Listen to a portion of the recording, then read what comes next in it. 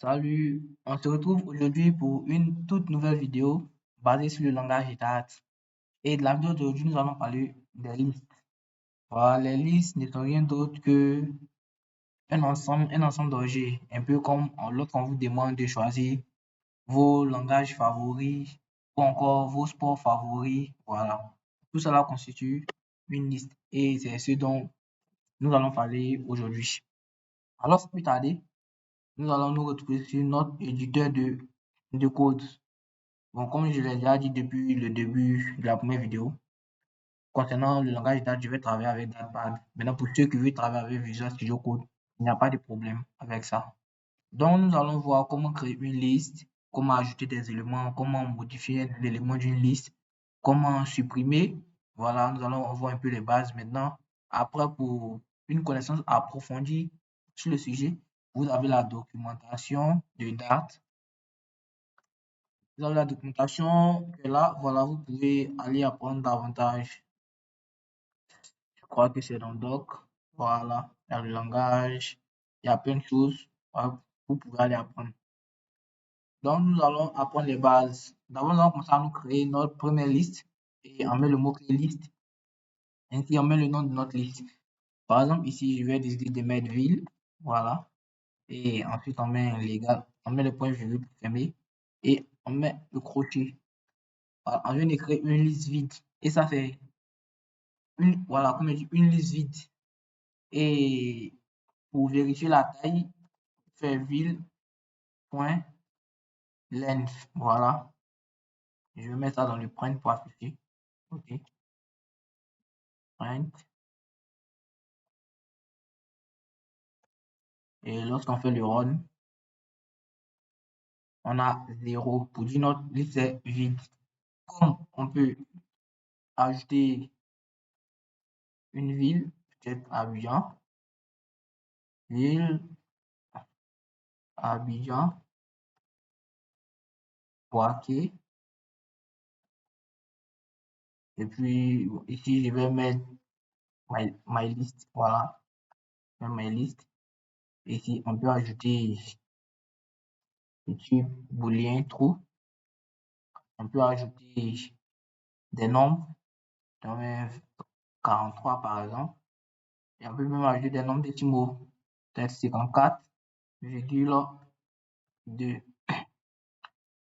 Et ici, voilà, on va mettre my list. OK. Ici, on a 5. La taille nous donne 5. Donc, lorsqu'on compte, on a 1, 2, 3, 4, 5. Voilà, c'est juste. Et ici, vous pouvez remarquer que à l'intérieur de cette liste-là, on a mis des chaînes de caractères, on a mis un type booléen, true, on a mis un type entier, puis on a mis un type double, le nom à virgule. Voilà. Tout simplement parce qu'on n'a pas précisé le type de la liste. Comme je l'ai dit, Dart, c'est un langage typé. Donc, ici, on peut préciser le type de la liste. Si on mettait string, que la liste va contenir uniquement que des chaînes de caractères, lorsqu'on ferme, vous pouvez voir que on a des erreurs. Et les erreurs soulignent tous les éléments de la liste qui ne sont pas des types chaîne de caractères. Donc, nous allons supprimer ça. Voilà. Et c'est toujours mieux de préciser la nature de votre liste pour éviter les erreurs. Et maintenant, si on lance, vous verrez que la taille a changé de parce que nous avons deux éléments. Par exemple, c'était la première chose que je voulais montrer. Maintenant, nous allons voir comment d'abord ajouter un élément à notre liste. Donc ici, bon, je peux changer puisque on va travailler avec les villes dans un premier temps et puis après, voilà, je mets S. Ici, je vais rechanger pour mettre ville. OK. Donc ça, je peux supprimer maintenant la taille. Ici, on peut ajouter une liste. Pour ajouter un élément à notre liste ville, on a différentes méthodes et on va les voir ensemble. Donc, on met ville, le nom de notre liste, on met un point. Et lorsqu'on on a d'abord, on met le add. Voilà, on a add all. Ok, lorsqu'on fait add et que on ajoute peut-être, on va mettre Yamoussoukro, on met le point virgule. Si on fait print pour afficher notre liste, mais ville, je vais, avant l'ajout aussi, je vais faire le print pour voir que vous puissiez voir la différence. Donc, print, ville. OK. Donc, lorsque j'exécute, vous voyez que ici, on a Abidjan Boaké et maintenant, on a quoi? Abidjan Boaké, Yamoussoukro. Mais on remarque que l'élément s'ajoute à la fin de notre liste. Voilà, l'élément s'ajoute à la fin de notre liste. Par défaut, lorsqu'on utilise .add, l'élément s'ajoute à la fin de notre liste. Maintenant, si on voulait ajouter plusieurs éléments, par exemple, Yamoussoukro au dîner, par exemple, ça n'avait pas marché. Pour pouvoir faire ça, il faut utiliser le add all. Le add all, et je crois bien mettre ça dans une liste comme ceci. Voilà, je crois que c'est bon maintenant. Et si on lance, voilà, on voit que nos deux éléments se sont ajoutés l'un à la suite de l'autre. Yamoussoukro d'abord et ensuite au dîner. Ça, c'est une façon d'ajouter. Maintenant, lorsqu'on veut ajouter un élément à une place bien précise, voilà, on utilise je vais commenter ça, on utilise le inset dans la ville.inset. D'abord, on précise la place ou du moins l'index, voilà, en programmation par l'index, l'index où on veut ajouter notre élément. Ensuite, on met le nom de notre élément. Dans la plupart des langages de programmation, de façon générale, l'index commence par 0. Donc ici, Abidjan, disons que Abidjan sera à la position 0, Boaké à la position 1, Yamoussoukro à la position 2. Pardon, Noir 0, 1, 2, 3. C'est comme ça. Voilà. Mais quand on compte 1, 2, 3, 4. C'est différent. L'index commence par 0. Voilà, l'index commence par 0. Donc, Abidjan, c'est 0. Donc, si on veut placer notre élément, un élément par exemple, Yamoussoukro, si on veut passer à l'index 2, c'est-à-dire 0, 1, et on veut passer juste ici 2 à la place de Yamoussoukro. Bon, ici, attends d'abord, je vais commenter, puis je vais réexécuter. Voilà, pour que ça puisse disparaître. Voilà. Donc,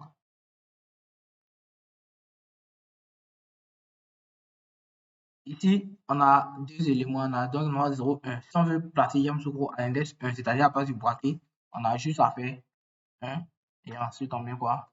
Yamoussoukro. Voilà. Et on met notre point virgule. Et une fois qu'on run, on voit que Yamoussoukro est venu maintenant à l'index 1. Ici, c'est comme ça on fait pour ajouter à une place précise. Donc, il suffit que vous précisez l'index où vous voulez placer votre élément.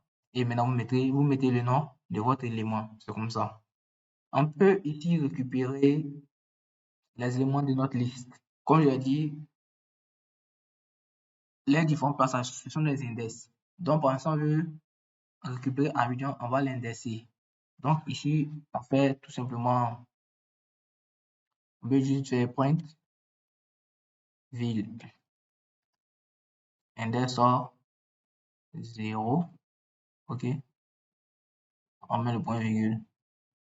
Si on exécute, vous voyez que ça a bien récupéré Abidjan. Si je commande ça, vous voyez que ça a bien récupéré Abidjan. Ici, je vais ajouter ces deux-là. Ok.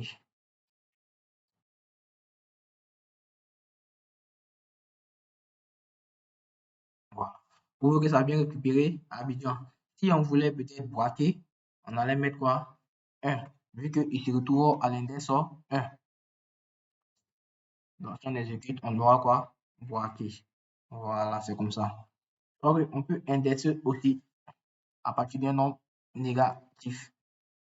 Si on fait le -1 et qu'on exécute, ça va nous récupérer Je n'ai pas Ron.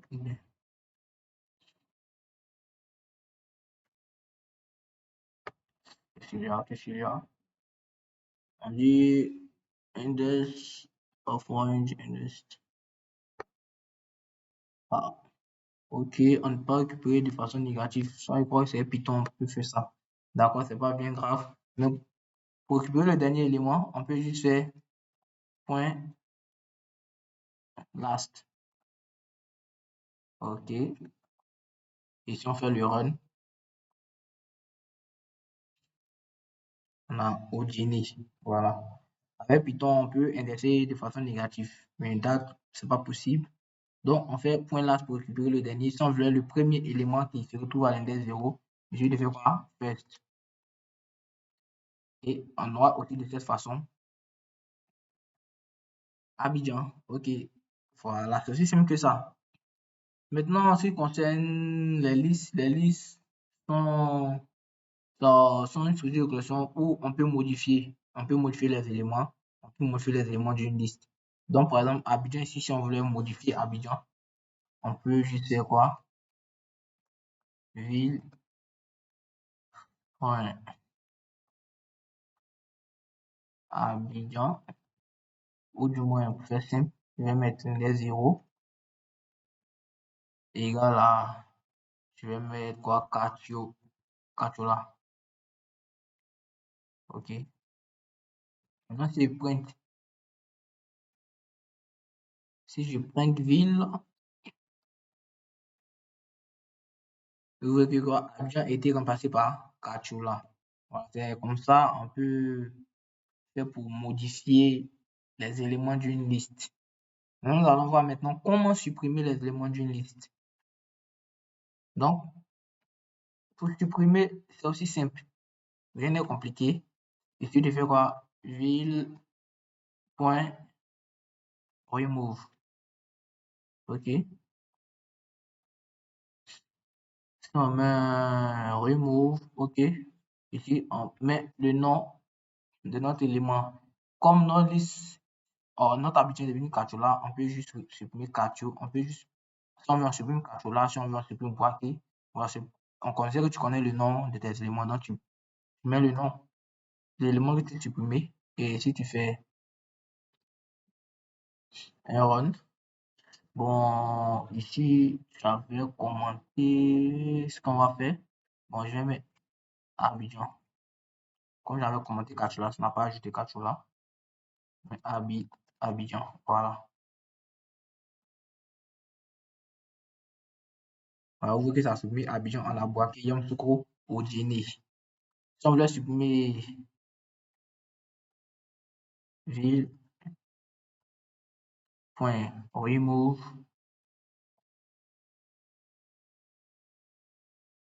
oh, remove, on veut supprimer Odjéné par exemple, il suffit de mettre quoi? Odjéné. Odjéné.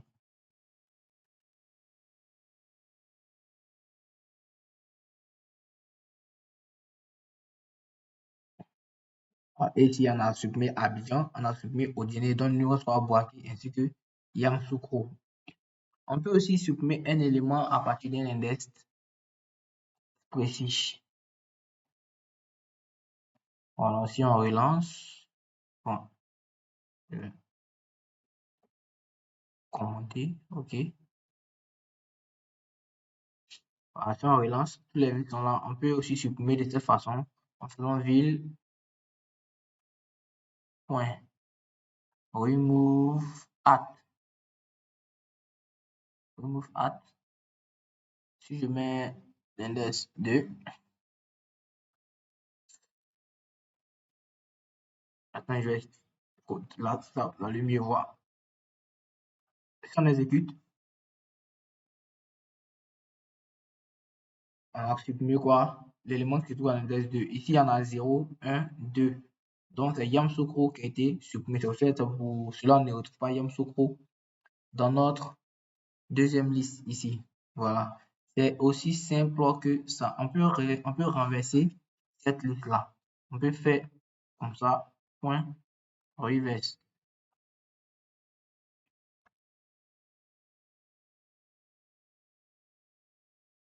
Voilà, on a Odiene et Boaké à Abidjan maintenant. Donc, c'est aussi simple que ça. On peut boucler aussi sur notre liste. Voilà, comme on avait vu lors des boucles, alors on peut simplement boucler. Pour ceux qui n'ont pas suivi, qui n'ont pas vu la vidéo, bon, la vidéo se trouve dans la playlist. On peut simplement faire, il y a plusieurs façons de boucler. Voilà, c'est à vous de choisir ce que vous préférez. Ici, on peut simplement faire un for each, ville, point, for each, ok, c'est ça, ça. Ici, on peut juste appeler ça ville. Et puis, on va demander d'afficher ville. Et ici, il va nous afficher tous les éléments.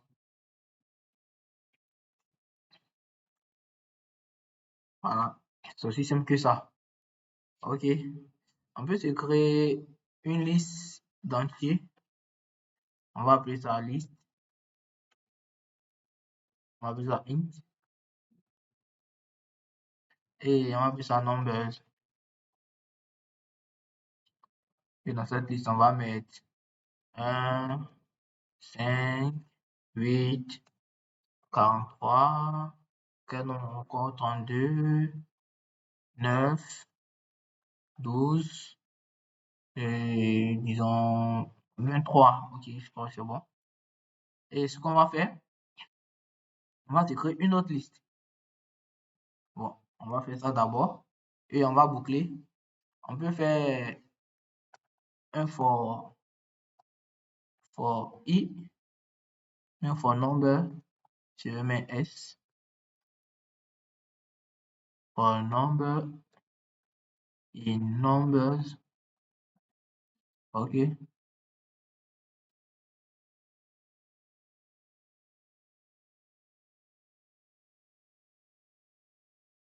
print, ici, oublié de préciser le type, voilà, print non number. Ça, c'est une autre façon aussi de boucler. Donc, récemment, on avait vu le for each, on peut boucler ici, ça dépend de vous, vous choisissez ce qui vous semble le mieux. Donc ici, si on exécute, on aura quoi? Tous les éléments 1, 5, 8, 43, etc., etc. On peut même ajouter une condition. Par exemple, si on va se créer une deuxième liste des entiers aussi, on met int et je vais mettre number et ça sera une liste vide. Ici, je vais mettre 1, ok. Si je vais mettre 1, je crois que c'est bon. Et ce qu'on va faire, on va ajouter à cette liste number true là, on va ajouter les nombres qui sont, disons, supérieurs à 10, par exemple. Voilà. Donc, on a déjà vu les conditions. Pour ceux qui n'ont pas vu, la vidéo se trouve sur la chaîne. On va if, on ouvre les parenthèses, number, c'est quoi? Strictement supérieur à 10. C'est-à-dire à partir de 11, si le nombre est 11, 12 ou plus. Ok. Qu'est-ce qu'il nous fait? Il nous fait quoi? Un number true. Un number true, point quoi? Point add. Pour, pour ajouter. On ajoute qui? On ajoute quoi? Number. Ah, c'est numbers. Ok. Voilà. On ajoute quoi? Number. Et ici, on supprime ça. Ce qu'on peut faire maintenant, c'est de faire quoi? Un print. Un point de number sous. Ok. Et puis, je vais faire un point de number two pour voir la différence. En print. Number two. Ok. Voilà. Là, vous allez voir la différence. Ici, on lance maintenant Ouais, ici on a une liste vide et ici on a 43, 32, 12, 23. Ce qui fait, il parcourt chaque élément et pour chaque élément, il compare à 10. Si c'est supérieur à 10, il ajoute à la liste numéro 2. S'il n'est pas supérieur, il passe son chemin. Voilà, c'est un peu ça. Et c'est un peu tout ce que je voulais vous montrer sur les listes. Disons, ce sont les bases, le minimum à connaître. Maintenant, après, comme j'ai dit, la documentation, il y a différents sites, il y a les chaînes YouTube aussi, des vidéos, il y a des PDF sur le langage date que vous pouvez prendre pour vous améliorer et c'est plus en vous exerçant que vous allez devenir meilleur. Voilà, moi, je me contente de vous donner le nécessaire pour pouvoir commencer. Merci et à bientôt. Se retrouve pour une prochaine vidéo dans laquelle nous allons parler des maps. Voilà, les dictionnaires. C'est Ce sont des connexions aussi très importantes. Donc, on se retrouve à la prochaine.